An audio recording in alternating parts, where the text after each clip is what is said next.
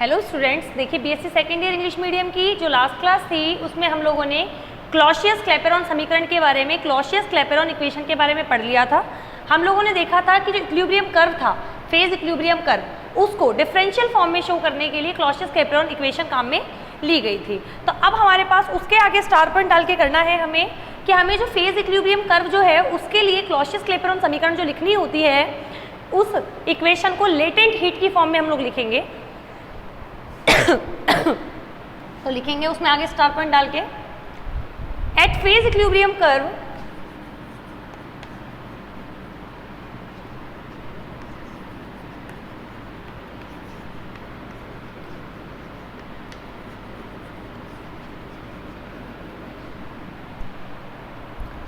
Both phases coexist, दोनों phases एक साथ एग्जिस्ट करेंगी।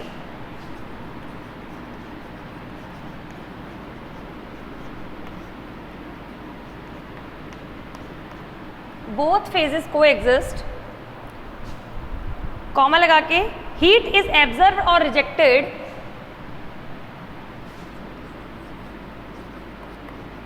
हीट इज एब्जर्व्ड और रिजेक्टेड ड्यूरिंग फेज चेंज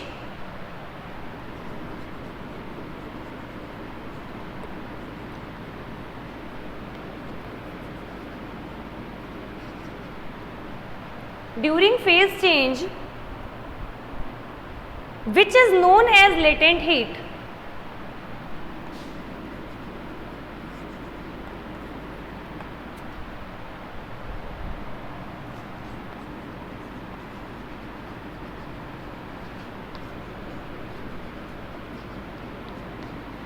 इस लाइन का मतलब ये है कि जब कोई भी फेज, एक फेज दूसरे फेज के साथ एक साथ एग्जिस्ट करती है या कोई भी मैटर या कोई भी सब्सटेंस एक स्टेट से दूसरे स्टेट में कन्वर्ट होता है, ट्रांसफॉर्म होता है, तो टेम्परेचर को तो कांस्टेंट रखें, यानी टेम्परेचर वेरी नहीं करना चाहिए।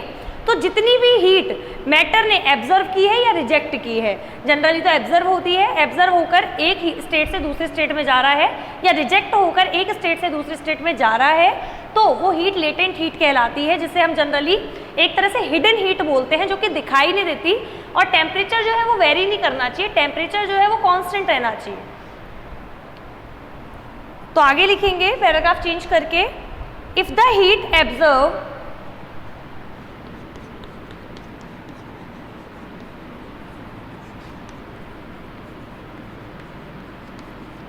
ब्रैकेट में लिख लेना, ये वाली जो हीट है वो है लेटेंट हीट, जो कि हिडन हीट है।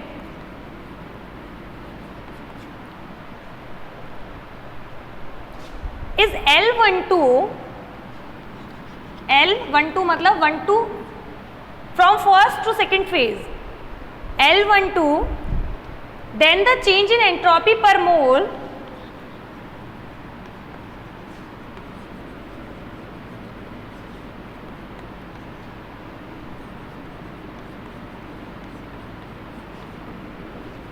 पर मोल जो एंट्रोपी में चेंज आएगा वो क्या होगा। देखिए हम लोग कर रहे थे जो second law of thermodynamics, ds is equals to dq upon t।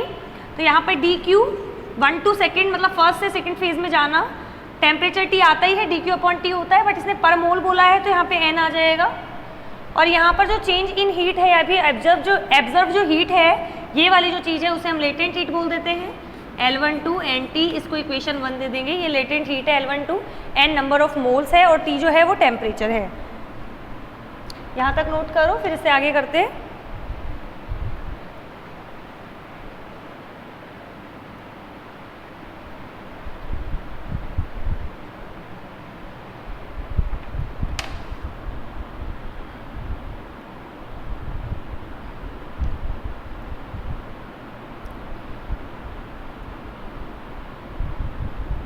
आगे लिखेंगे,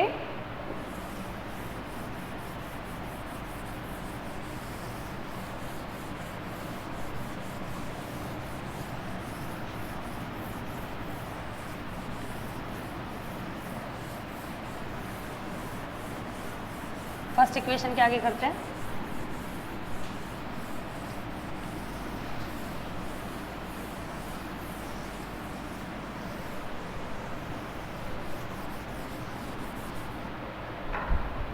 by Cauchy-Clapeyron equation,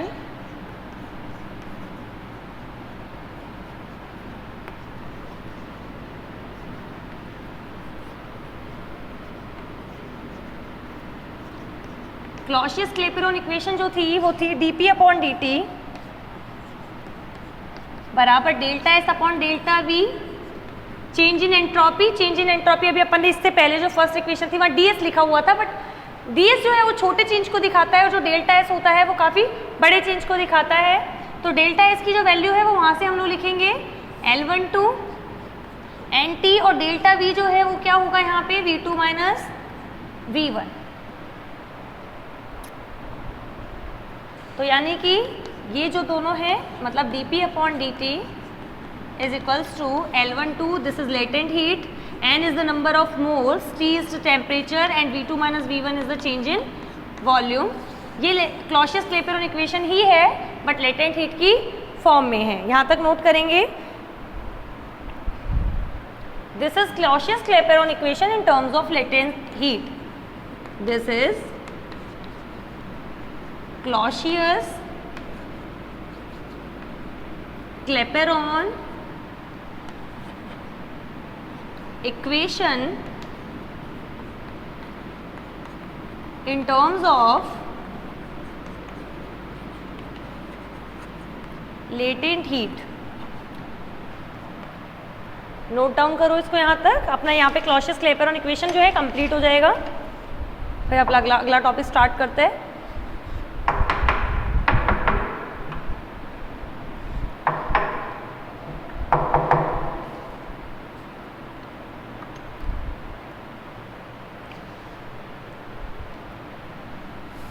next topic है हमारा मैक्सवेल रिलेशन, जो कि बहुत इंपॉर्टेंट टॉपिक है। इसमें से चाहे आप कॉम्पिटिटिव एग्जाम में ले लो कोई फिजिक्स से रिलेटेड, या फिर आपका सब्जेक्टिव एग्जाम होगा जो, उसमें भी ये इंपॉर्टेंट है।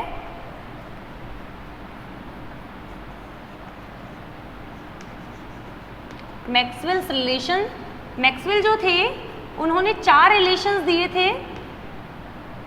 किस किस में? Pressure, temperature, volume and entropy. इन चारों में 4 रिलेशंस दिए थे और वो चारों ही रिलेशंस भी इंपॉर्टेंट है, उनके रिजल्ट्स भी इंपॉर्टेंट है और उन्हें डिराइव करने का तरीका भी इंपॉर्टेंट है। और डिराइव करने का जो तरीका है इनका वो बहुत ही सिंपल है। अगर आप एक कर लोगे तो आपको चारों आ जाएंगे। तो पहले इसके बारे में लिखते हैं, the thermodynamical properties of any system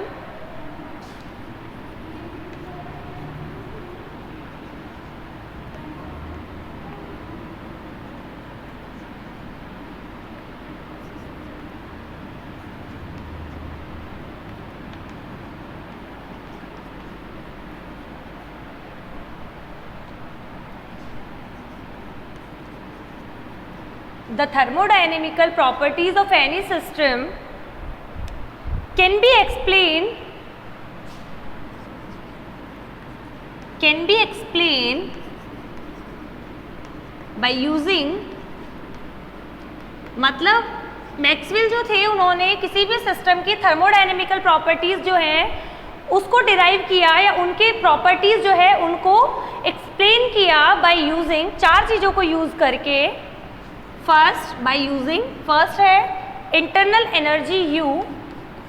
first इनका जो रिलेशन था वो उन्होंने इंटरनल एनर्जी के थ्रू दिया, internal energy U। Second enthalpy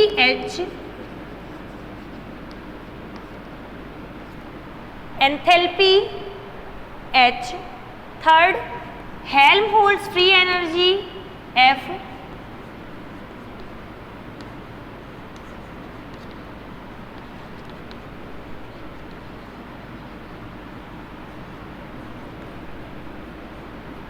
और फोर्थ है Gibbs free energy G, sorry Helmholtz free energy F और गिब्स फ्री एनर्जी G। इन चारों के थ्रू उन्होंने 4 रिलेशंस दिए। First one for internal energy, second one for enthalpy, third for Helmholtz free energy and fourth for Gibbs free energy. इन चारों ही properties को, इन चारों को ही क्या बोला जाता है, ये जो चार फंक्शंस हैं यू, एच, एफ और जी, इन्हें बोला जाता है थर्मोडायनेमिक पोटेंशियल्स। लिखेंगे these 4 functions are thermodynamic potentials.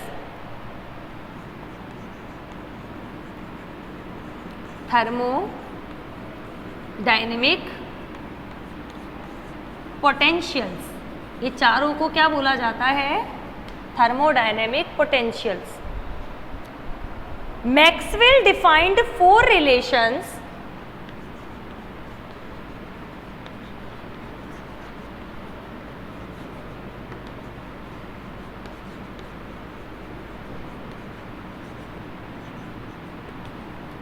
Maxwell defined 4 relations among किन किन के बीच में, pressure, volume, entropy, temperature. Using these thermodynamic potentials,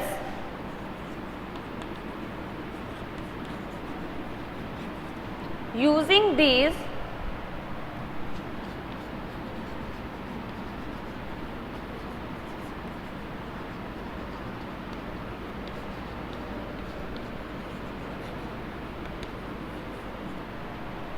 thermodynamic potential which are called Maxwell's relations.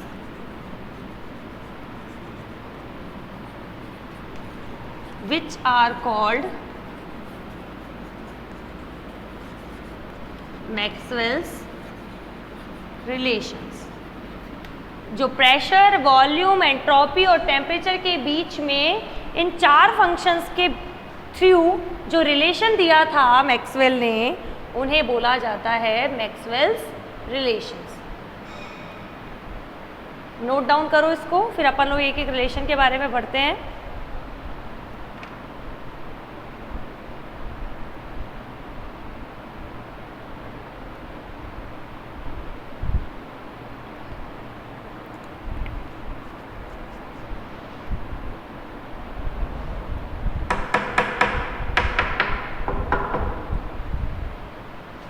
करते हैं एक-एक के बारे में।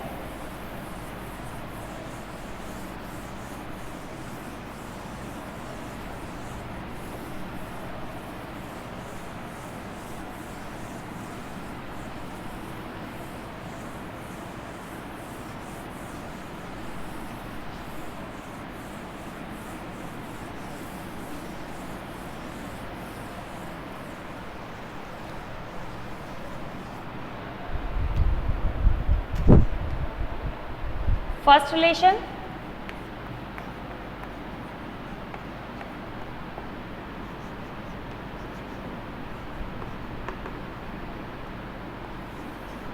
अब फर्स्ट रिलेशन के लिए अपन लोग इंटरनल एनर्जी काम में लेंगे। From first law of thermodynamics,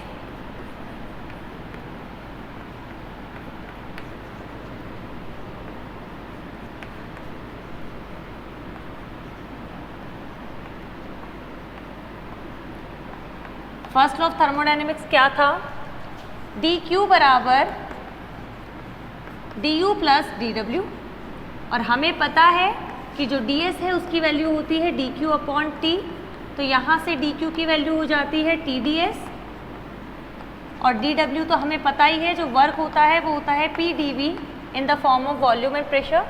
तो डी क्यू की वैल्यू यहाँ से रखेंगे T D S, D U वैसा की वैसा, इसकी जगह पी डी वी, यहाँ से हम लोग change in internal energy D U निकालेंगे तो T D S minus P D V, equation 1। यहाँ से हमें क्या पता चला, u is a function of, देखिए t कांस्टेंट है तभी यहाँ पर dt नहीं आया है, चेंज नहीं देखा है, t कांस्टेंट है। ऐसे ही p में चेंज नहीं देखा है, p कांस्टेंट है। वेरी क्या चीज़ें कर रही हैं, एक तो s एंट्रोपी और एक v वॉल्यूम, यानी कि जो u है वो फंक्शन किसका है, s और v का, जो कि वेरिएबल क्वांटिटीज हैं, s and v। That is u is a function of s and v u किसका फंक्शन है, s एंड v, देन अभी देखिए आप क्या करेंगे, हम लोग s और v का फंक्शन है तो पहले पार्शियल डिफरेंशिएशन करेंगे u का s के रिस्पेक्ट में, बट v को कैसे रख के, कांस्टेंट रख के। फिर एक बार करेंगे v के रिस्पेक्ट में किसको कांस्टेंट रख के, s को कांस्टेंट रख के, क्योंकि दो ही तो फंक्शंस बता रखे। v को कांस्टेंट रखा तो चेंज इन v यानी dv शुड बी 0, ये 0 हो जाएगा। तो s के रिस्पेक्ट में करेंगे du अपॉन ds क्या हो जाएगा, t। ऐसे ही v के रिस्पेक्ट में करेंगे तो ये 0 हो जाएगा, ये 0 हो जाएगा, तो यहाँ पर वैल्यू क्या आ जाएगी, माइनस p। इक्वेशन थर्ड, इन दोनों को नोट करो, अभी इससे आगे चलते हैं फिर।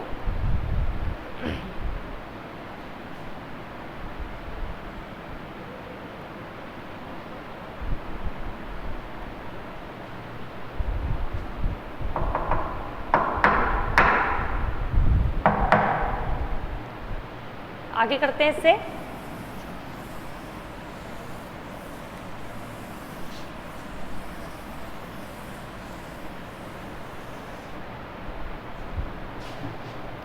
सिंस हमें क्या पता है, देखो अगर कोई फंक्शन है डेल y, मतलब y फंक्शन है और वो z और x का फंक्शन है, तो अगर पहले मैं इसका डिफरेंशिएशन z के रिस्पेक्ट में करूं और फिर बाद में इसका x के रिस्पेक्ट में करूं, तो ये बराबर होता है, पहले चाहे z के रिस्पेक्ट में करके इंटरचेंज कर दो, फिर बाद में x के रिस्पेक्ट में कर दो, कोई फर्क नहीं पड़ता। ये पार्शियल डिफरेंशिएशन की प्रॉपर्टी है कि y का पहले z के रिस्पेक्ट में और फिर बाद में x के रिस्पेक्ट में डिफरेंशिएशन करें तो भी आंसर सेम आएगा, और पहले x के रिस्पेक्ट में करें और बाद में z के रिस्पेक्ट में करें तो भी आंसर सेम आएगा। तो हम लोग यहाँ पर भी वही चीज़ करेंगे। यहाँ पे जो u है वो फंक्शन है s का और v का, तो देन अगर u का आप पहले v के रिस्पेक्ट में कर दो और फिर बाद में s के रिस्पेक्ट में करो तो उसे कोई नहीं फर्क पड़ेगा, और ऐसे ही अगर बाद में s के v के रिस्पेक्ट में करो और पहले s के रिस्पेक्ट में करो तो भी उसे कोई नहीं फर्क पड़ेगा। s के रिस्पेक्ट में कर रहे हैं बाद वाला, तो यहाँ पे v कांस्टेंट होना चाहिए, v ऐसे लिखने का मतलब कांस्टेंट है। यहाँ v के रिस्पेक्ट में कर रहे हैं तो यहाँ s कांस्टेंट है।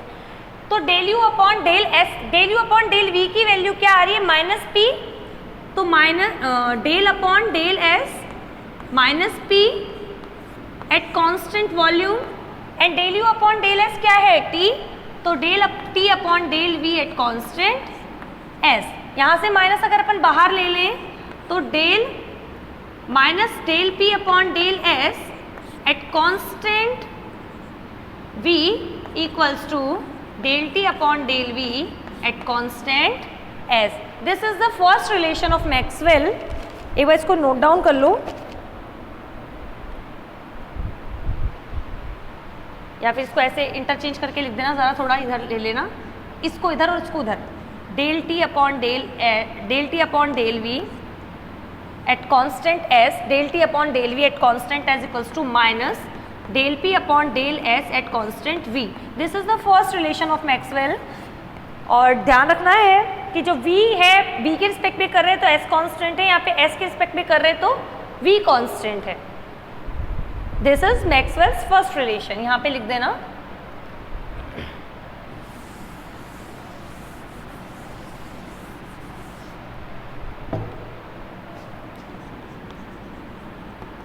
दिस इज मैक्सवेल्स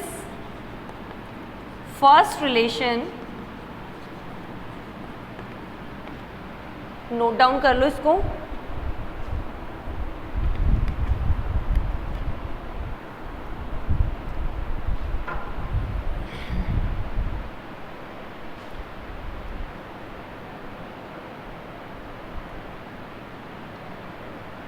चार रिलेशंस हमें पढ़ने हैं, सबका प्रोसेस बिल्कुल सेम रहने वाला है, बस चेंज इंटरचेंज होंगी ये चीज़ें।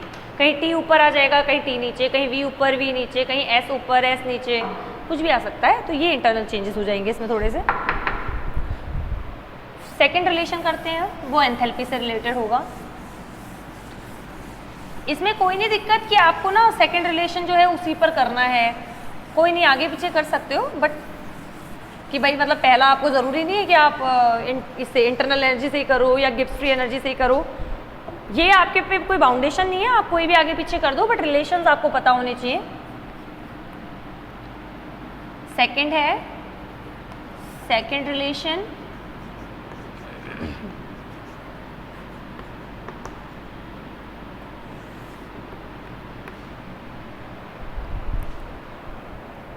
as enthalpy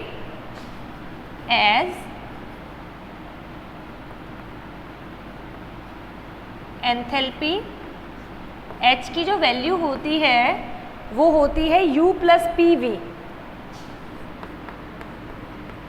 ये फॉर्मूला हमें पता है, जब हम एंथैल्पी निकाल रहे थे तब भी DH निकाले यहाँ से तो DU पहले P कांस्टेंट रख के V के रिस्पेक्ट में कर दो, फिर V कांस्टेंट रख के P के रिस्पेक्ट में कर दो। अब फर्स्ट लॉ ऑफ थर्मोडायनेमिक्स से हमें पता है, मैंने पहले भी किया था, DU is equals to TdS minus PdV। First law of thermodynamics से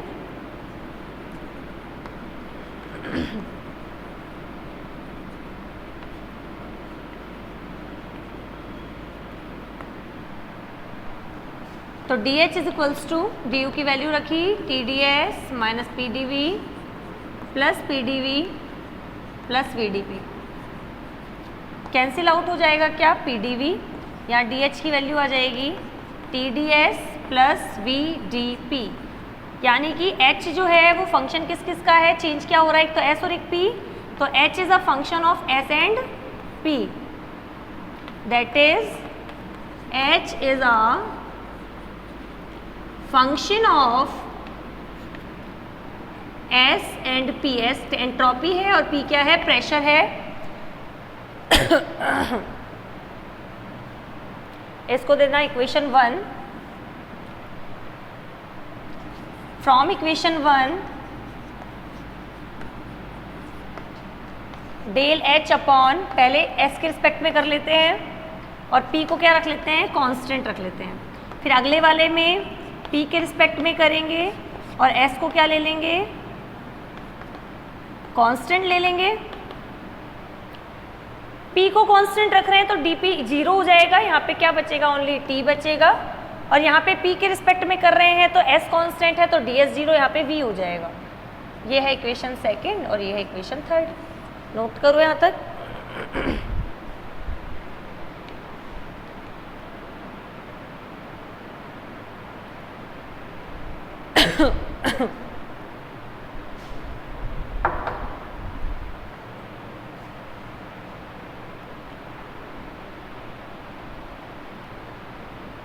आगे करते हैं।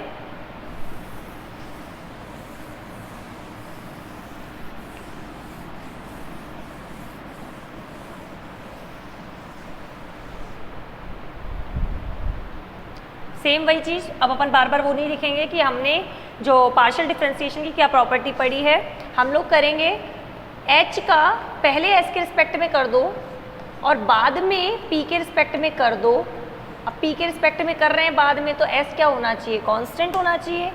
सेम वही चीज़ यहाँ पर, अगर पहले तो P के रिस्पेक्ट में करें और बाद में S के रिस्पेक्ट में करें S। अब S के रिस्पेक्ट में कर रहे हैं तो P कांस्टेंट होना चाहिए। यहाँ से देखिए डेल अपॉन डेल P और इसकी वैल्यू क्या है, T, del T upon del P at constant S equals to, यहाँ से डेल अपॉन डेल S और इसकी वैल्यू क्या है V, कांस्टेंट क्या है P। ये हमारा सेकंड लॉ है मैक्सवेल, सेकंड रिलेशन है मैक्सवेल का, del T upon del P और del V upon del S। जब P के रिस्पेक्ट में कर रहे हैं तो S कांस्टेंट, जब S के रिस्पेक्ट में कर रहे हैं तो P कांस्टेंट। रिस्पेक्ट में P और S के ही क्यों कर रहे हैं, क्योंकि H is a function of pressure and S, S यानी एंट्रोपी, कि H is a function of P and S, pressure and entropy.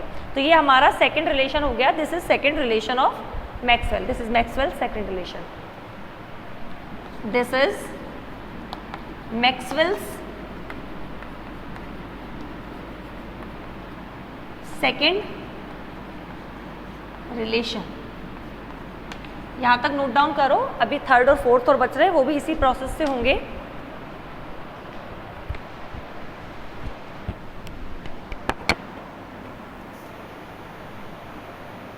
तो अपन लोग करते हैं अपना थर्ड रिलेशन, जो कि हेल्महोल्ट्ज फ्री एनर्जी से निकलेगा।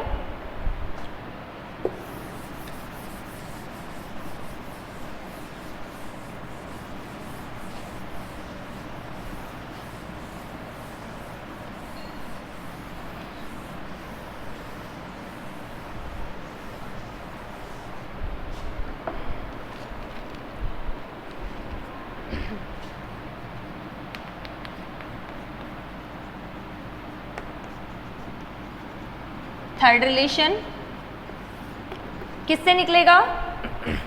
हेल्महोल्ट्ज़ फ्री एनर्जी से। Helmholtz free energy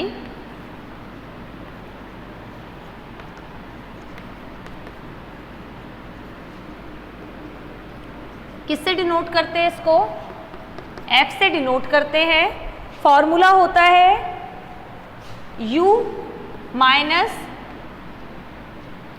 TS, U minus TS। Change in F देखें तो DU माइनस TDS, पहले T को कांस्टेंट रख के S के रिस्पेक्ट में, देन S को रख के T के रिस्पेक्ट में। फिर यहाँ से DU जो है मैं बार बार साइड में नहीं लिखूंगी, DU की वैल्यू थी TDS minus PDV minus TDS minus SDT, तो ऐसा की ऐसा लिख दिया, ये वैल्यू इसकी रखी थी, ठीक है। यहाँ से TDS से TDS तो कैंसिल हो गया, DF is equals to minus PDV minus SDT।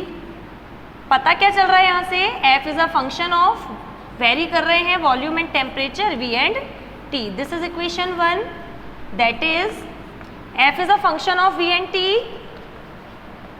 F is a function of V and T.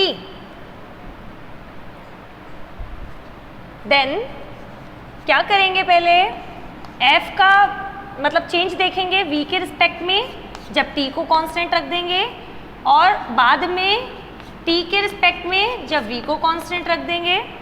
V के रिस्पेक्ट में कर रहे हैं T कांस्टेंट, तो dt 0, यहाँ से माइनस P आ जाएगा।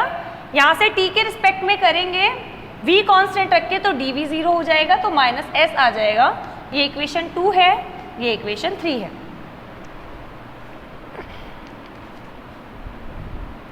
नोट करो इतना, उससे आगे देखते हैं फिर।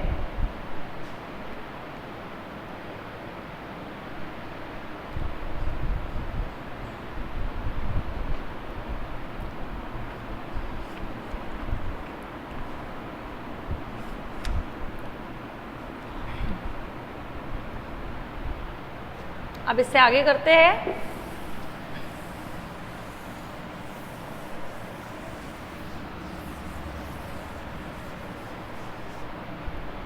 देखिए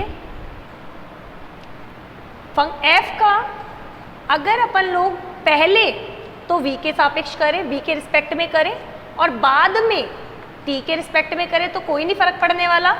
T के रिस्पेक्ट में कर रहे हैं तो V कांस्टेंट, बाद वाले को देखेंगे ना, क्योंकि यहां पर तो क्या था,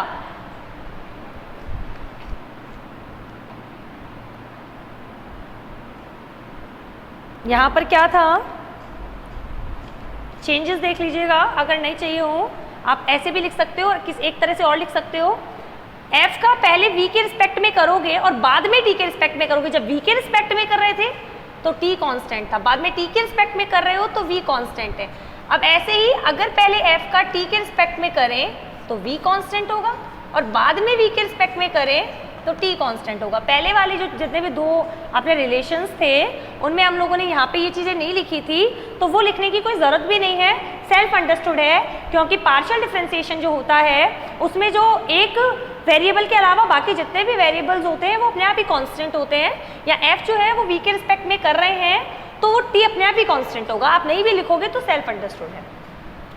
इसकी वैल्यू जो है वो माइनस P है, तो del upon del T minus P at constant V is equals to del upon del V, इसकी वैल्यू रखी minus S at constant T। Minus दोनों का बाहर ले लेंगे, इसका माइनस बाहर, इसका माइनस बाहर, माइनस से माइनस कैंसिल हो जाएगा, तो यहाँ पे क्या बचेगा, del P upon del V at constant V, del S upon del V at constant T। This is the third law of third relation of Maxwell. Maxwell का थर्ड रिलेशन है ये। आगे पीछे लिख सकते हो अगल बगल, डेल एस वाले को इधर और डेल पी वाले को उधर, उससे कोई नहीं फर्क पड़ने वाला। Del P upon del T at constant V equals to del S upon del T at constant, del P upon del T at constant V is equals to del S upon del V at constant T. ये चीज़ तो आप यहीं से समझ जाओगे, T के respect में तो वी कॉन्स्टेंट या वी के रिस्पेक्ट में तो टी कॉन्स्टेंट।